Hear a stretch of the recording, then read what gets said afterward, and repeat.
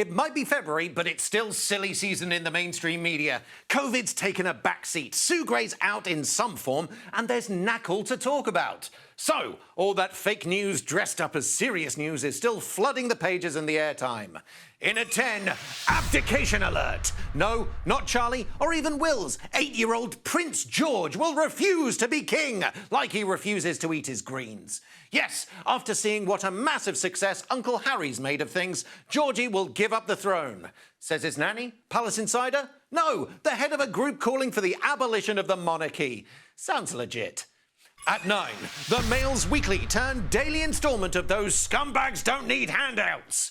A smug mum of 2 reveals her secrets behind feeding your kids on 87p a meal. Yeah, stop moaning. You can afford it with a bit of effort.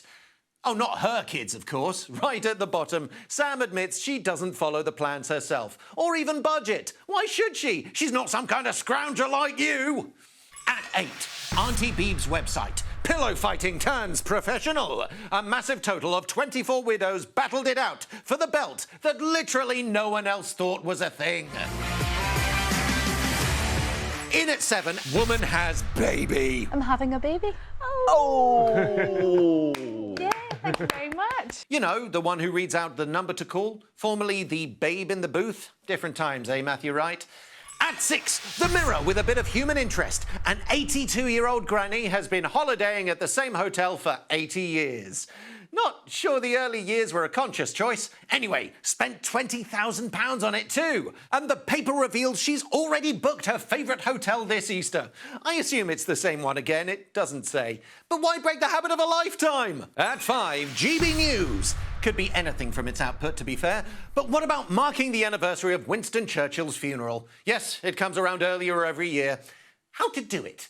Get a historian to talk about him? What about an actor who played him? No! Why do you think there is still so much admiration for you nowadays? I think probably because I was the right man at the right moment. Yeah, get some bloke to be Churchill. I think that's what that was. Didn't sound much like him. Why stop there? Anytime a minister says no, most of the time, surely, just get that guy to dress up again. Bet he does a cracking Nadine Dorries. At 4, exclusive to all newspapers, youngsters in Ukraine training with live ammo to see off any possible invasion. Think we're meant to side with the child soldiers. Would certainly be in step with the UK's love of using child operatives in conflict. And hopefully these aren't the same Ukrainian child soldiers from that neo-Nazi camp who were very definitely the baddies. Weren't they? Not sure anymore. At 3, Prince Andrew news. What's the latest on his court case in the States? Nope, not that. He's quit a golf club, hasn't he? One that he wasn't even paying for. What a freeloader. He was often seen at the Open, we're reminded. Yes, remember that time he lost in the final to Gary Player?